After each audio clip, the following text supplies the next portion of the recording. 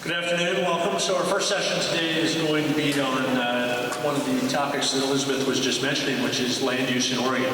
I'm Steve Shropshire. I serve as General Counsel to the Oregon Association of Nurseries, and our law firm, the Jordan Ramus firm, works with a lot of the individual nurseries across the state on issues that you all are facing or will soon face as well. So one of those most important issues is Oregon's land use system, which is a unique and long-standing system of how we regulate uses both inside of the urban areas, but in the case of this particular workshop, outside of the urban areas. And so we'll talk a little bit at the coming session here about how that works. I'd like to introduce your two panelists for the next round here. On my far right is Katherine Daniels from the Department of Land Conservation and Development.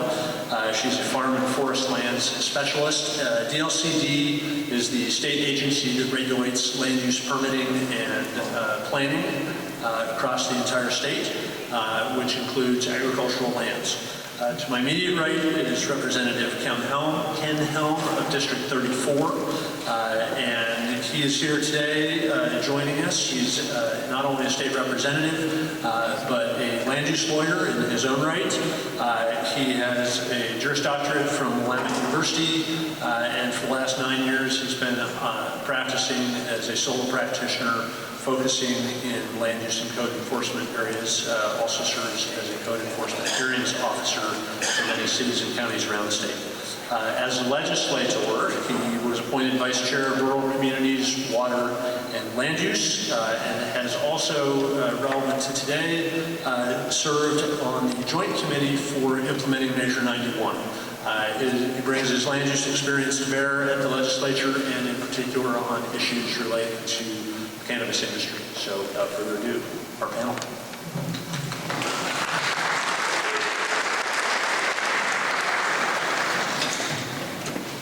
Well, good afternoon, everybody. I hope you're all well fed, happy. It's after lunch. Yeah, I ran into a little trivia not too long ago that decision-making bodies make good decisions at the beginning of their meeting day, like right after they've had breakfast, and then it tails off and they increasingly make bad decisions toward noon when their bodies get hungry and they get grumpy, and then right after lunch they again make good decisions for a couple hours. And the studies that they did this on were parole boards, which is a little scary to me. So I hope you're not going to be that tough on us. We got to go last at the morning session when everybody was sleepy, and so you get to have us first after lunch.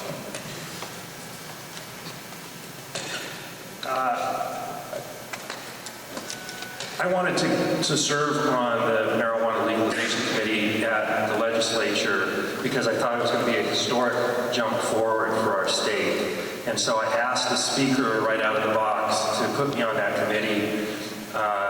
And what I had to bring to the party was my land use experience. I've been a land use attorney for 20 years, and I've represented developers, I've represented opponents, I've represented government, and I've represented local governments as a hearings officer as well. And that pretty much covers the gamut of what you do as a land use attorney. And it really, I think it really provided a useful background for the committee. And what we didn't know when we entered into the first days of that committee is how entangled the cannabis industry would become with land use issues as we started to stand up this new industry into a regulated one. So today I'm going to talk to you about a couple of different things. Most of it is giving you some advice as you get started. I know that many of you probably already have some connection with the industry, and others of you might want to become part of it. But as a land use attorney, I've had to caution my clients over time abundantly about not getting ahead of themselves. And even though we have a lot of enthusiasm to get this new industry started in Oregon, I think some words of warning are what I want to leave you with today. First, some good news, though. As I think all of you know, we had our on-time start for adult recreational use on October 1st. And it just so happened that so I'm from Beaverton, and on October 2nd, I was invited to a Chamber of Commerce golf tournament, in which at the starting gate, I was right next to Mayor Denny Doyle and the city attorney. And so, of course, the first thing I wanted to know from the mayor was, well, hey, we started yesterday. How did it go? Because in Beaverton had the foresight to adopt an ordinance to handle both medical and adult recreational use many months ago, almost a year ago. And so we have dispensaries in our city, and they have a way for new businesses to more or less quickly get through the regulatory process like any other business. So I really wanted to know, how did the first days go? Were there any problems? What was the news? Crickets. Boring start, nothing happened, some long lines, and most importantly, no bad news. So for you that are in the industry, good on you.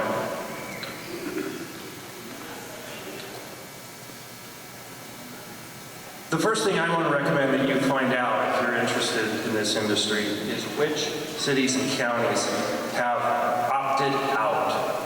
And that is something you've probably been hearing a little bit about. It's shorthand for the cities and counties that have decided that for now, they're not going to allow any more cannabis businesses in their jurisdiction. They may already have medical dispensaries, but they're not going to allow new ones, and they're not going to allow recreational dispensaries or any other licensed activities. As of Monday, there were 10 counties, all of those east of the Cascades, that have opted out, and 29 cities that have opted out. The cities, in my review of the data, are mostly small cities, not all of them, but most of them small cities, and again, a lot of them are east of the mountains. There are counties that have already decided to, in essence, opt in, go ahead and start allowing the businesses now, and many cities have as well. But there's a third category, and that is the group of cities and counties that have not made a decision yet. And this is changing every day. By the way, the data for the numbers I just gave you comes from the OLCC listing. You can get it there, or you can go to my Facebook page where I posted this information yesterday. And I'm going to post some additional information on Washington County and Clackamas County today and tomorrow. So if you're interested in reaching that link, just Google my name and go to the Facebook link that pops up. Ken Helm. And as long as we're talking about contact information, you can reach my rep account with any questions or suggestions that you have at rep.kenhelm@state.or.us. And I'll be here for a few minutes after this session and have a box full of business cards. If you want to come get one, please do. So, know before you go. Figure out if you live in a jurisdiction that's going to allow cannabis business to be established. Once you find that out, if you do live in a locale that's welcoming these businesses,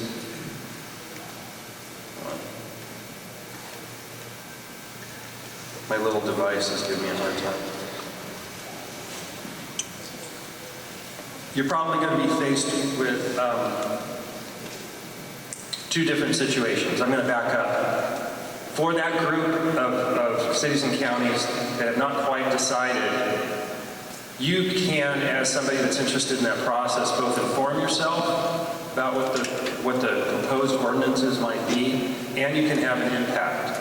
So those cities and counties may be considering ordinances that would allow the cannabis industry to come into those cities or counties. That's going to have to go through a planning process. It's a legislative decision-making process that draws cannabis businesses into the local zoning code. That's going to require public hearings. It's going to require some work on the planning offices of those jurisdictions. And it's going to invite comment from the public. If you're interested in being part of that, I encourage you to do so.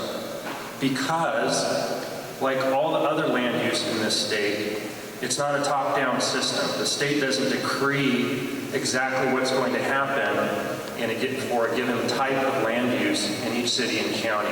There are some guidelines, and then each city and county adopts ordinances that best fit their community. That's what's going to be happening in these communities that are considering allowing cannabis industry into their jurisdiction.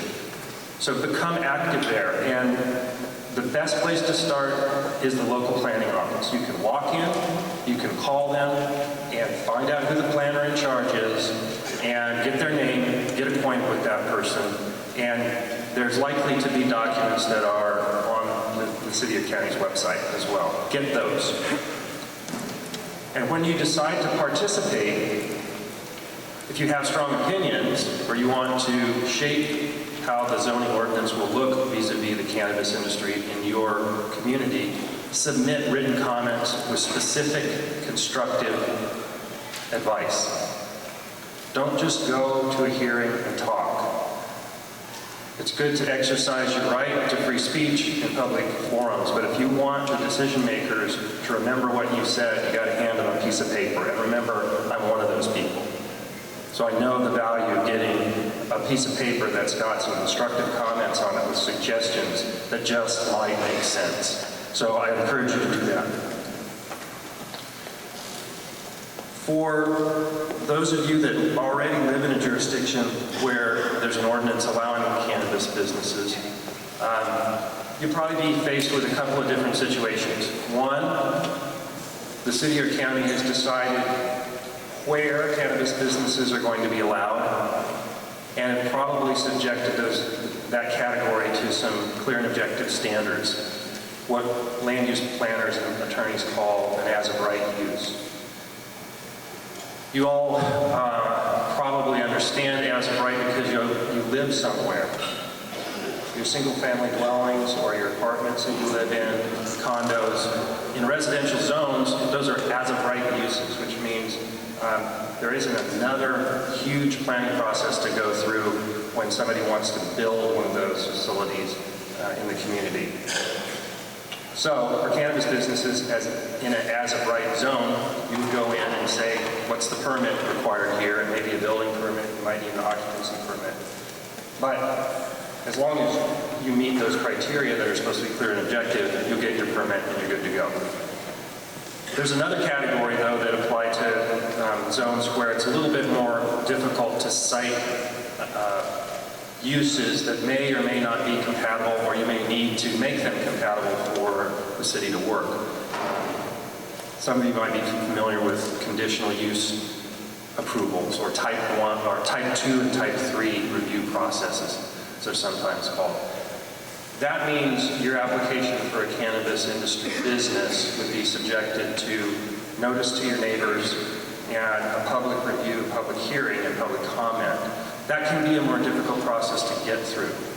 If you find yourself in that situation, my strong advice to you is to get some advice or help from a planning consultant or a land use attorney, because those processes don't always go as planned. And reaching out to your neighbors, your potential neighbors, is really important. Do it early, do it often, let them know what you're up to, listen to their concerns, and come up with some real solutions for them if they are concerned. And be dedicated to being a good neighbor after that. And that can help you in particular places in our cities where we do have a diversity of different businesses in the same area, and we have to make sure that as we plan out those communities, those businesses can live harmoniously together. And that's the end of my advice.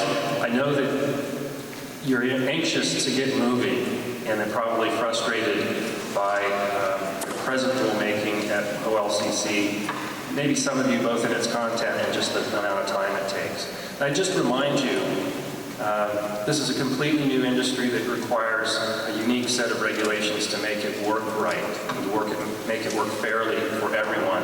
So be patient. July 2016 is coming. It'll be here before you know it. And try to participate constructively in those forums while those rules are being made.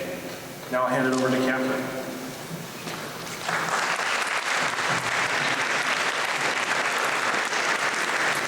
Good afternoon. I'm a land use planner, and I work with local communities, cities and counties around the state on planning and zoning issues. And I'm going to start where Rep. Helm has left off. So let's assume you're wanting to set up business in a local jurisdiction that has not opted out. Okay? What you want to do, probably your very first consideration, is to make sure that the use you propose, whether it's a grow operation, processing, or sales, is consistent with local zoning. So as Rep. Helms said, if the use is allowed in a given zone, it could be allowed as an outright use, a use as of right or a conditional use. But before you even get there, you need to know whether the use you propose is actually allowed in the zone that your property is in at all. Some zones are going to allow marijuana-related uses, and some zones aren't going to allow them at all.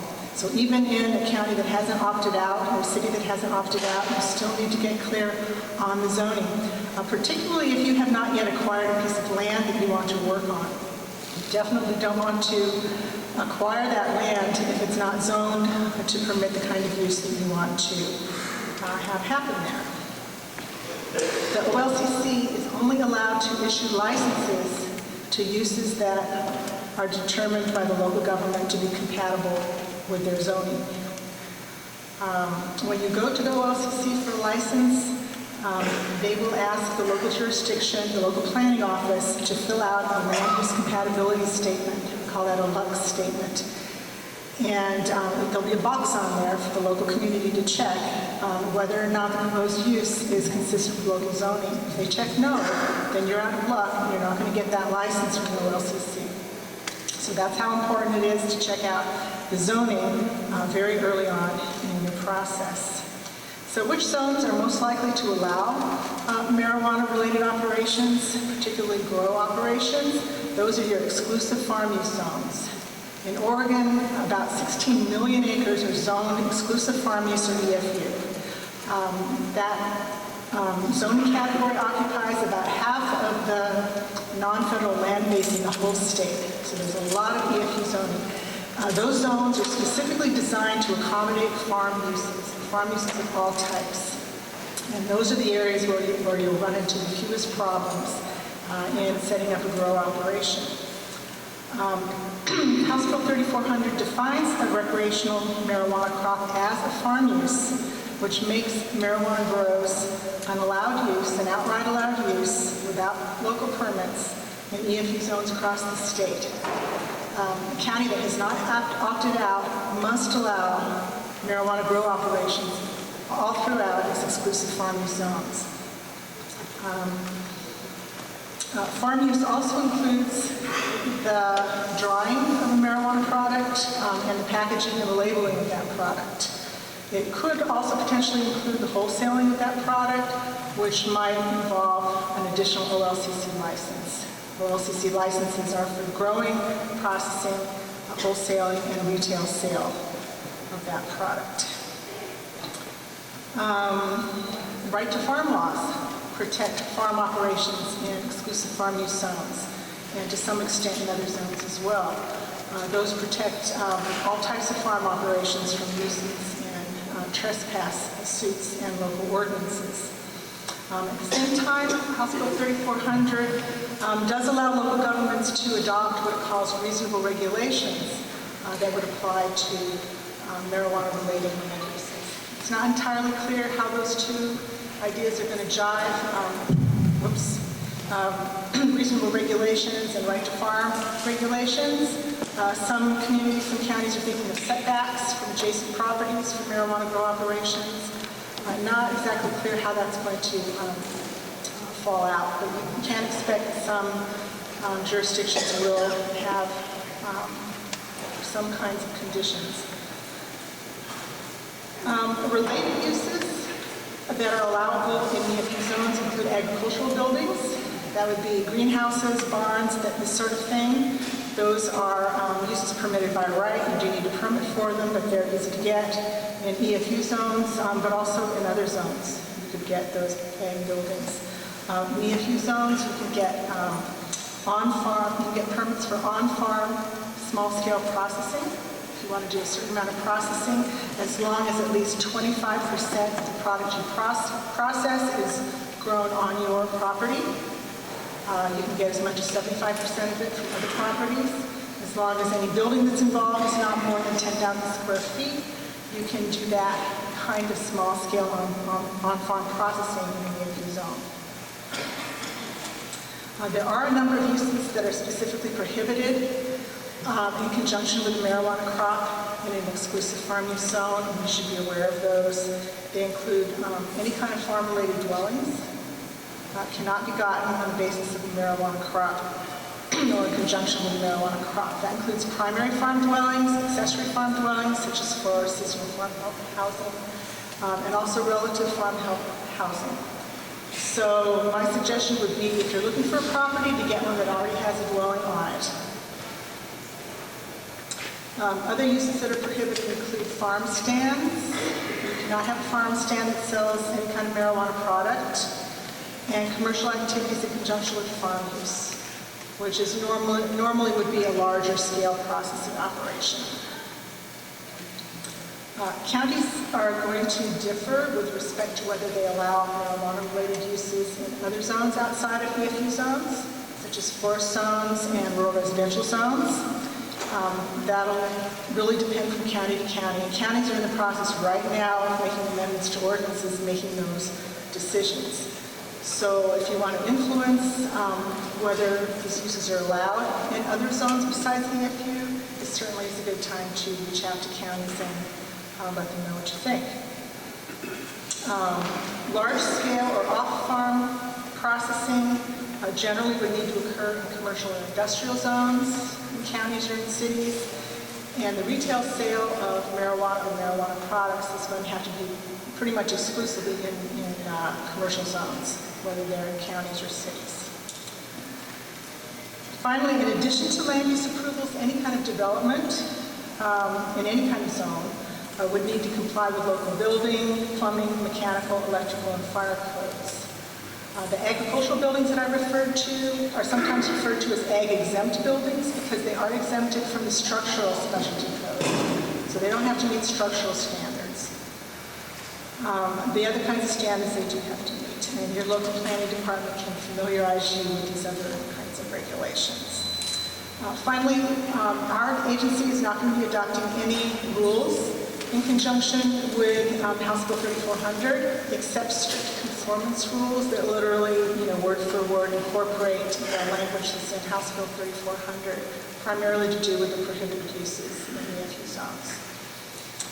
And that's really all I've got, but we do have a few minutes for questions if anybody has any. Yes, over here.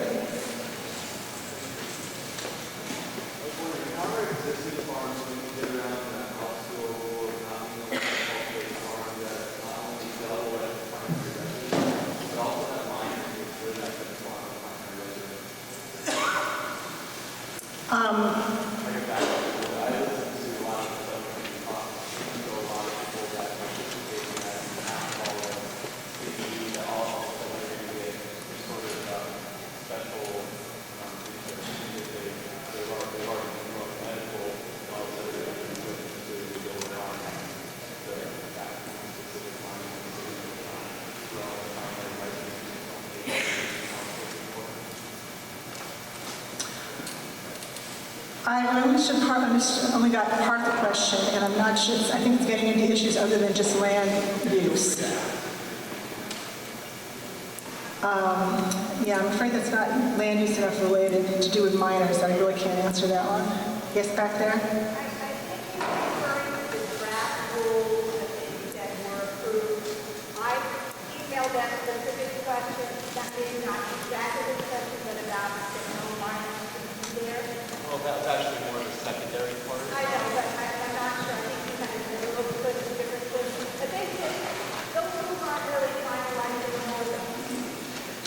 another question on land use. It's land use related in the yellow shirt. Where do we find this information to review it? To review it. I don't know if the OLCC draft rules are up online. Are they up online? Okay, they're up online. Also, our agency, DLCD, has a guide to recreational marijuana and land use. It's up on our homepage under quick links over on the right, but that's also part of your materials for this meeting here today. The questions right here?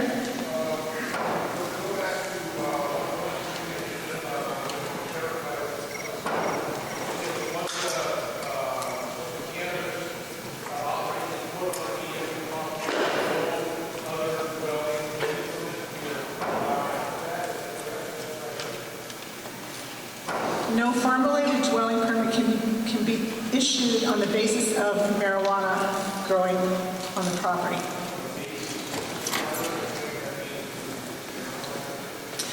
There's a couple different ways that primary farm dwellings can be approved, and the one way that I know the legislature is most concerned about is that primary farm dwellings can be approved on the basis of an income test. If you're on high-value farmland and you have a property that has earned grossed at least $80,000 in each of the last 2 years, or on non-high-value farmland at least $40,000 on each of the last 2 years, you get a dwelling. That test is going to be very easy to earn for a marijuana operation. And the legislators were concerned that that kind of easy allowance for a dwelling would result in the proliferation of dwellings throughout some farm zones. Yeah. One more?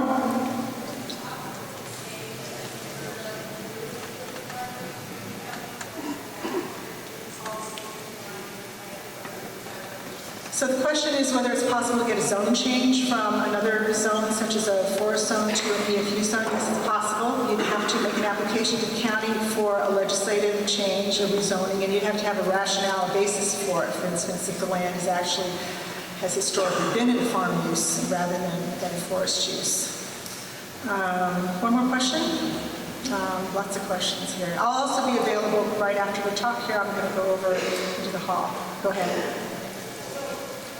No, is this fellow right here?